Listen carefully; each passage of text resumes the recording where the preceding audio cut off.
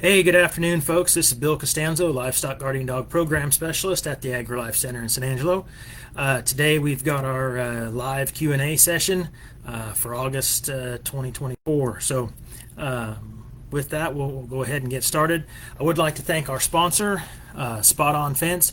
If you're looking for some sort of GPS-based invisible fence system, I would recommend contacting the folks over at Spot On Fence. They've been really great to work with for us. Also want to thank the Sheep and Goat Predator Management Board for providing funding for the program. And with that, we'll go ahead and get started today. If you do have any questions or comments, we should have time to answer those today in our session. So feel free to post those in the comment section, and I'll get to them if they come up. So with that, our first producer is Sarah Smith.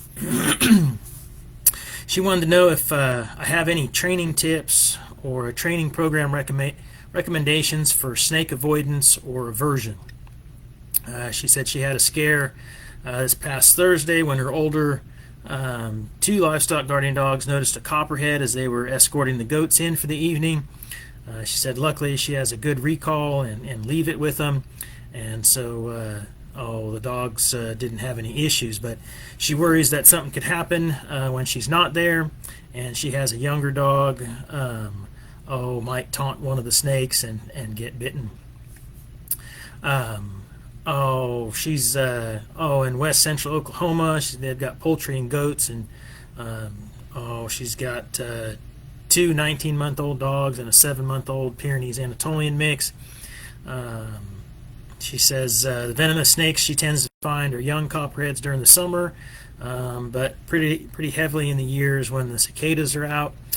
She says she knows there's rattlesnakes in the area, but she hasn't run into any. And so, well, Sarah, what I would say, we use the rattlesnake vaccine, and I know there's a lot of conjecture out there about it, but that's what our vet recommends, and it has saved some of our dogs that have been bitten, because we don't see our dogs every day. Our operation is just like a lot of large producers where, we see our dogs several times a week, but definitely not every day.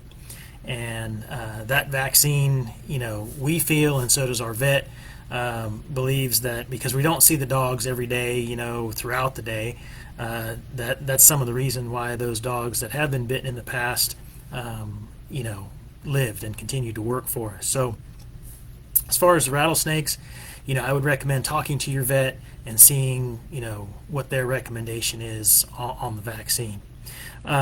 Since you do have copperheads and we have lots of different types of snakes here in Texas as well, there are several different types of groups that are out there that do snake avoidance training.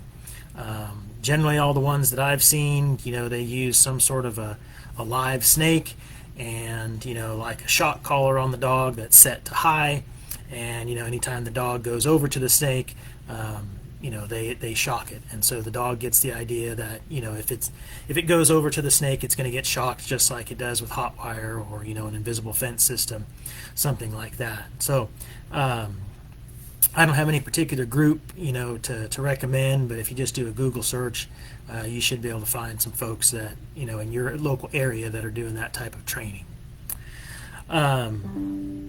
Sarah also had a question. She needs some advice on training her dogs to an automatic feeder.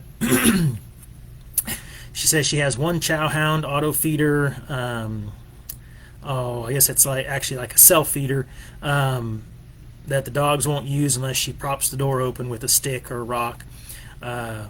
Unfortunately, propping it open defeats the purpose and allows varmints or chickens to eat all the dog food.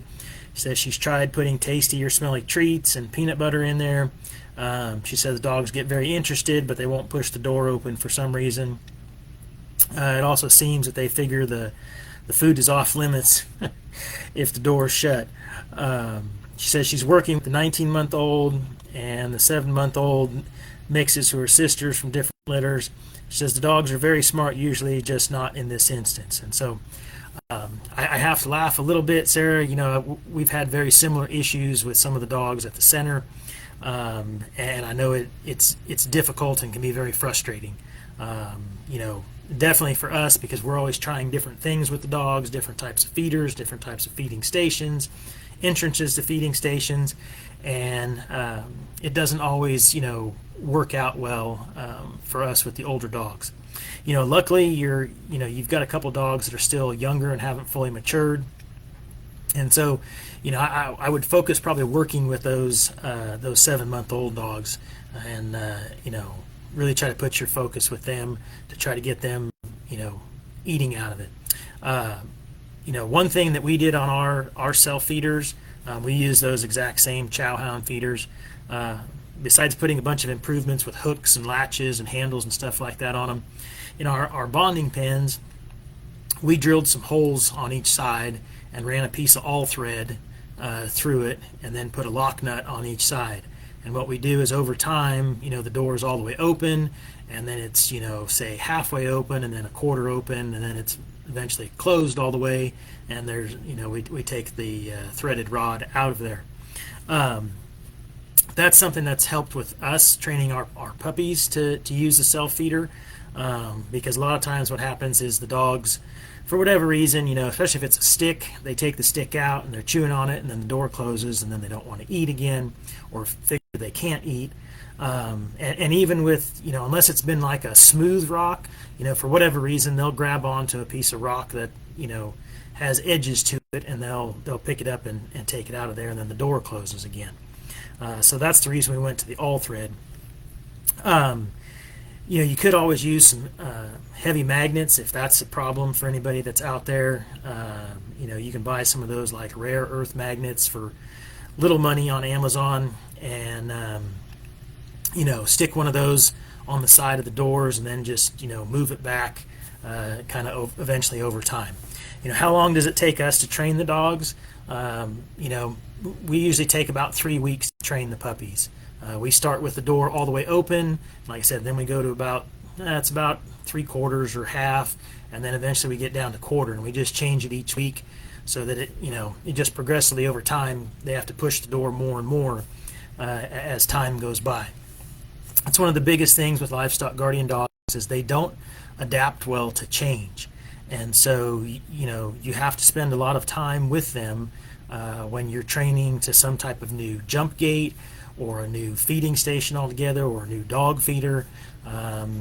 Heck, even sometimes different feed. I know you shouldn't ever just swap from one feed to the next, but sometimes you've got to take it extra slow with some of the dogs, because they'll sniff it and it won't smell the same. So you've got to take adding the new feed in extremely slow, and do it over maybe a month or more. The hardest thing is getting older dogs to adapt to some of these changes. And while your dogs aren't fully mature yet, they are past that weaned pup stage, when it's fairly easy to make some of these adjustments and train them to do things that we need them to do. Again, I would say just take as much time as you can, and reach out to me either via email or send me a Facebook message if you're they're stuck at a particular situation. I will tell you that we had one dog in the bonding project. This was a year or so ago, and he never ate with the door closed. So hopefully that's not one of your dogs. That dog does really well, but the door on his self feeder has to be locked all the way open. Even if it's at like a half, he will not push it, and if he can't like turn his nose sideways to kind of get some food out, he just won't eat. So hopefully that's not the situation that you have, and if you just take some time with them, they'll eventually start eating out of that feeder. I think your idea of putting some treats and stuff like that in there, I would definitely do that with the door open, and like I said, maybe with a couple of those rare earth magnets might be a little easier than a piece of all thread. Is just every week maybe just move it by a half an inch, and just take it real slow over time. And at some point, if they'll only push on it when it's half closed, or that might be better than nothing.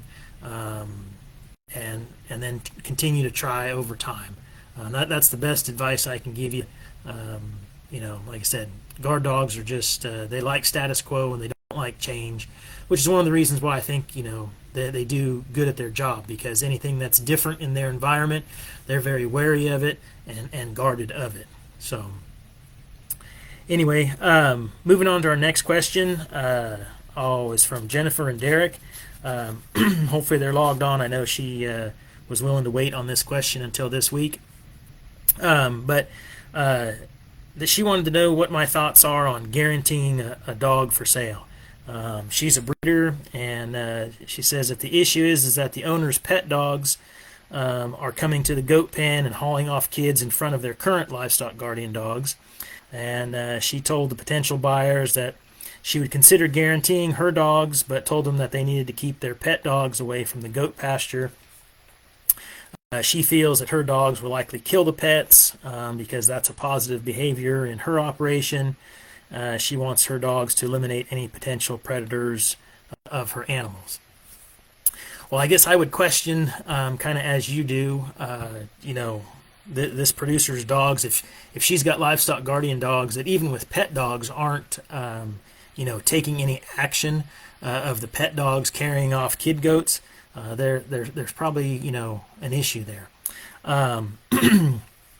So I do think that health guarantees from breeders are a positive thing, and I would encourage producers to purchase dogs from reputable breeders that have done some health testing on their breeding stock and have some sort of a health guarantee on their puppies.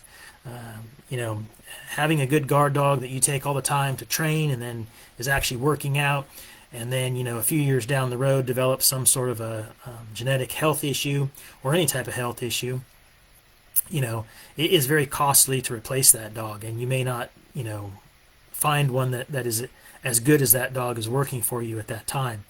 So while I would encourage you to do the health guarantee, Jennifer, I don't know that I would, in this particular situation, I would do, like I can't think of the right term, but, for whatever reason, you're going to guarantee that dog 100%, and take it back and swap them out or give them, their money back. The problem when you have guarantees like that, as far as from a breeder situation, is, once that dog is out of your control, you have no idea whether, the producer is following your instructions. And that's assuming that they, contact you for assistance.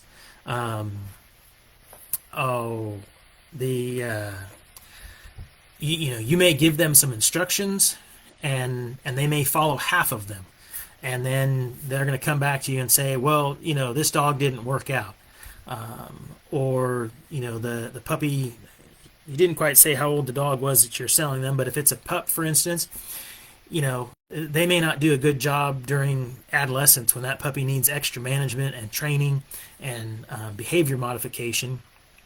They may do some of it, or maybe spotty, and then they, end up coming back to you saying, again, the dog didn't work out. And that's through no fault of the breeders. That's the producer's fault for not contacting you and staying on top of the dog and making sure that they're disciplining the dog correctly. So, again, I think health guarantees are very important for breeders to give out to producers, that are in this thing long term to provide quality dogs for people. But just an overall full guarantee, for whatever reason, I don't know about those, and I don't think those are good for breeders or necessarily for producers. I think you had another question here. Let me see in my next set of notes. The other thing I wanted to mention to you on that guarantee, if you sell them a pup and then your dog kills their pets, which is probably likely to happen, depending on what you have in that guarantee and how it's written, they might be able to sue you for that, for damages to their pet dogs, and then they'll get into all this emotional and trauma and everything else. And if they get bit trying to pull them apart or something, you could even pay medical damages as well. So I would either pass on the sale or just sell them a dog and say, hey, I'll health guarantee this dog, but that's going to be it, because like I said, you can't control what somebody else is doing once that dog leaves your property. The next question, and I think it kind of follows up with this one, and I've touched on this before, and I'm actually I get so many questions from producers about how to introduce a new set of dogs, or a new pup, or a new adult dog into a current pack or current group of dogs. I'm actually working on a fact sheet about this one. But basically, Jennifer, my recommendation when you're introducing a new dog into a current set of dogs, or just to a new dog that's already on the operation, is to take everything slow. Do not be in a rush at all. Start with introductions, the new dog on a leash, across the fence line with the other dog, or dogs that are in that field. Call all of them up, feed them if you need to, or something like that. Give them some treats so the current dogs are there. And then, like I said, just do some introductions across the fence line. If that goes okay, then what I would do is I would bring all the next week. I would do that several times over a week. The second week, for instance, the current dogs, I would bring them all into a good quality pen, have everybody tethered up with a strong rope or chain, and then bring the new dog in on a leash. And the same type of thing, let them interact. If there's any aggression, correct the dog that's, causing the aggression, and, just kind of take it from there. How long all this stuff? Probably about 15 minutes each time. I wouldn't spend longer than that. It's better to do more repetitions of short time and end on a positive note than to do longer sessions and, end on some kind of a problem. So that would kind of be the second week. The third week, I would, have the new dog probably just loose in the pen. The other dogs still tethered or maybe on leashes. Get a second person to help you out, or maybe even a third if needed. Again, that way to control any type of aggression that may start. And as I kind of go through this thing is, if at any point you have aggression or you have some sort of a problem, I would stay at that stage or go back to the weeks before stage and spend some more time there where there wasn't any aggression and everybody was happy and getting along. The next week, so this would probably be maybe like week 4, I would have everybody in a pen and everybody off leash, but definitely supervised, and a couple people there in case some sort of aggression happens between some of the dogs so that you can get them apart. After that, I would bring in feed at some point. Feed everybody in the pen, or give some treats to everybody. If the treat situation works well, nobody's trying to steal a treat from each other, or nobody's getting aggressive with each other, then bring in actual bowls of food, or a couple feeders to the situation. Finally, the last thing, I would, have dogs loose. I'd have feed in there, and I'd bring in some of the livestock. How many? I don't know. I guess it depends on how big your pen is, but anything from, say, 6 or 8 to, maybe 15 head. And, make sure that the current dogs are okay with the new dog coming in at that point and mixing with the livestock. And if all those, weeks have gone well, by the time you get to the livestock stage, after that week, I would kick everybody out, and, most likely you're not going to have any issues. But again, if some issues come along at one of those stages, I would stop there, go back to the week before, spend some more time, and really kind of look at the situation, of why did some of that aggression occur. If you've got multiple dogs, like on that treat stage, if aggression occurred when you gave dog A the treat first, well, maybe give dog B the treat first the next time. Usually, especially if you've got a set of dogs, which dog is the leader. And that one's going to probably be the dog that, acts aggressive, because that's the dominant dog in the pack at the time towards that new dog. The biggest time that we see a lot of these aggression issues come up is, when you're introducing dogs of similar ages. So if you've got several dogs that are 2 or 3 years old or 5 years old, for instance, and then you go and introduce another dog that's that same age, because those dogs, where they came from, and then the current dogs have already set up a dominant type of situation. And so that new dog, especially if it's a single or if it was a pair and that was the dominant dog from the other location, that dog is then going to come in and feel like it's still dominant at that new location. Usually if you're introducing younger dogs, anything from, say weaned pups up and through, probably a little less than a year old, they haven't most likely, established dominance wherever they were at before. And so, and even those dogs that are even up to about a year or so, they're probably still going to be submissive to that current set of dogs that's older and larger, especially if there's multiple dogs, at the new location. So that would be my recommendation to you, is just take everything nice and slow and kind of progress, like I said, short training periods of 10 to 15 minutes each time, 4 or 5 times a week, and everything should go well after that.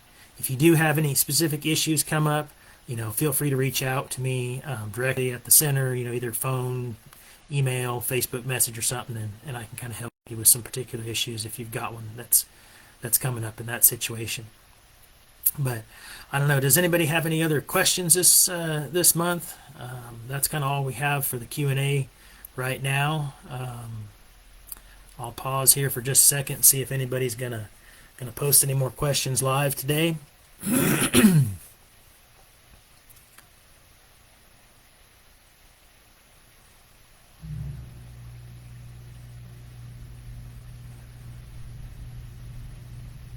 Well, I don't see any other questions coming up here today. One quick reminder for everybody, the Sheep and Goat Expo is coming up on August 17th. Is it the 17th? I think it's the 17th and 18th. 16th and 17th. August 16th and 17th at the AgriLife Center. We'll have the field day on the 16th from 8 until noon. I will be giving a short presentation there about the producer survey that we sent out. And then that afternoon through Saturday midday at the Spur Arena in San Angelo, they'll be doing the actual Sheep and Goat Expo, and I'll be giving a workshop on Friday evening that night. We'll also be having the annual in-person Texas Livestock Guardian Dog Association meeting at the Spur Arena on the 17th at roughly about 1 o'clock. It'll be there in the lobby kind of after the event has filled up. Got some questions here.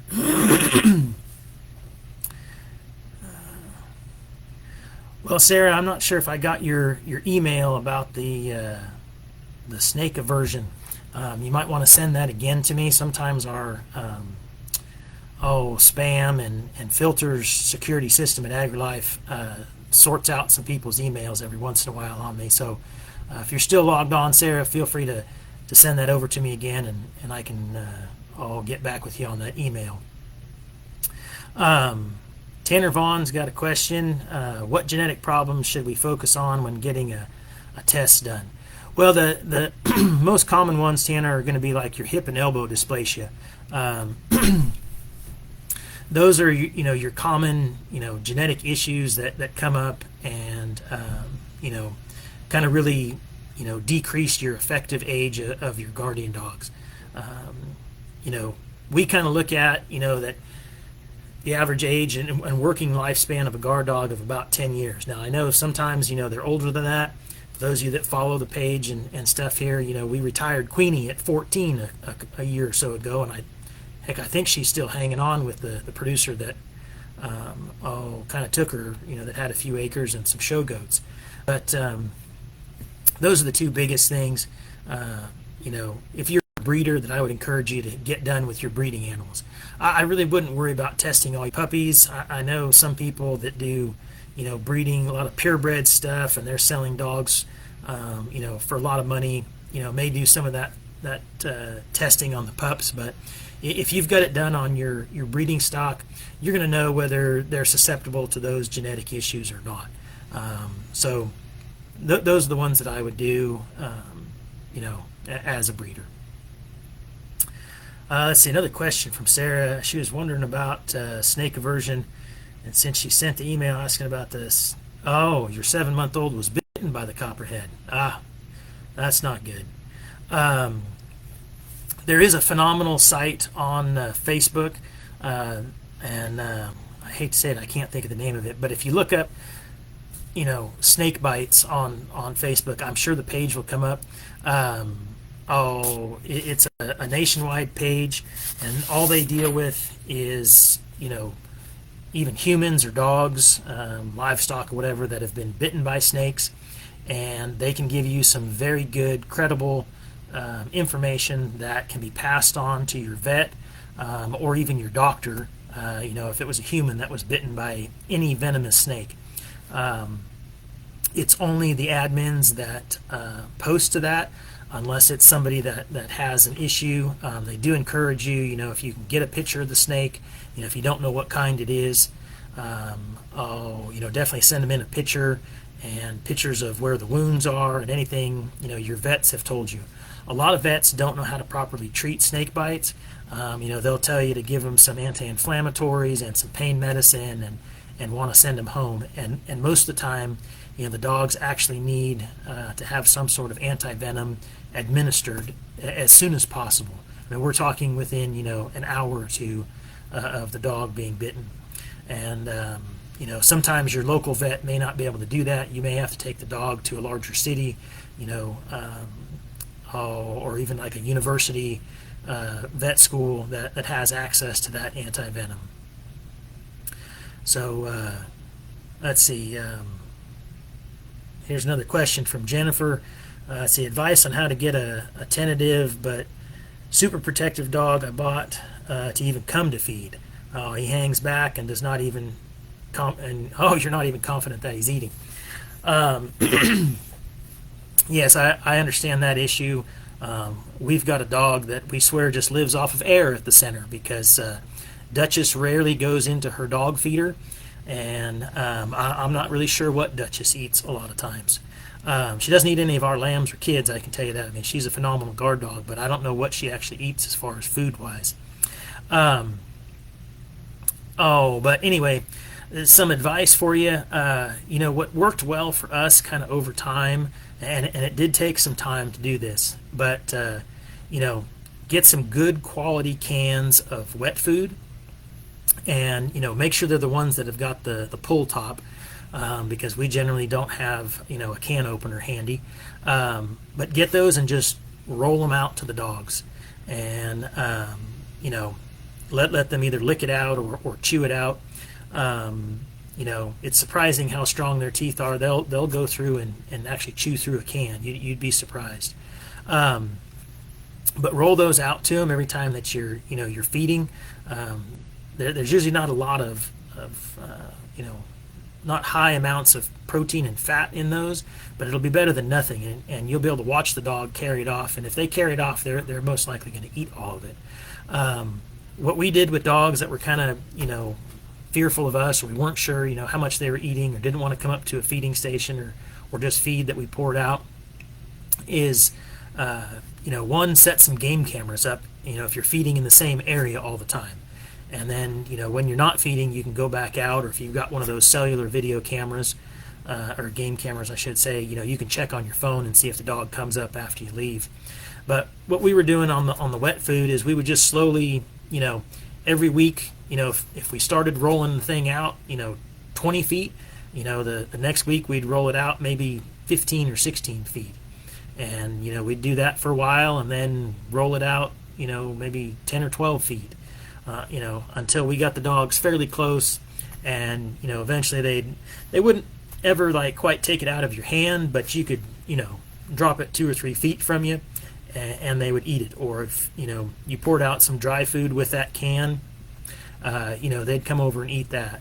So that would be my recommendation. And again, if you had that cellular game camera, you could watch and see what's happening after you leave. Sarah says that her 7-month-old dog that got bit by the copperhead is fine. She has a great vet, and they caught it within 30 minutes. Well, that's great to hear, Sarah. I'm glad that you did. But for anybody watching, again, there is a great snake bite Facebook page, and it's only the admins, which are experts in different types of snake bites and venomous snakes, that respond to the questions on there.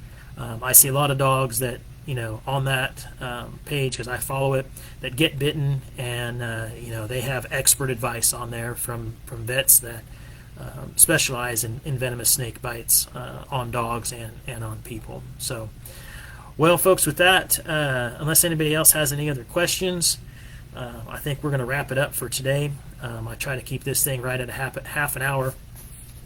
Again, I do want to thank our sponsors, Spot On Fence, and the Sheep and Goat Predator Board for providing funding. Our next Q&A is going to be Wednesday, September 4th at 2 p.m. I've got a class on Tuesday, Thursdays this fall, and so we're going to be moving our Q&As over to Wednesdays for at least this fall, and then we'll see how things come out for the spring semester. But again, Wednesday, September 4th, 2 p.m. will be our next Q&A. I appreciate everybody posting in questions, and if you need anything else, feel free to contact me here at the AgriLife Center. Thank you very much for watching today.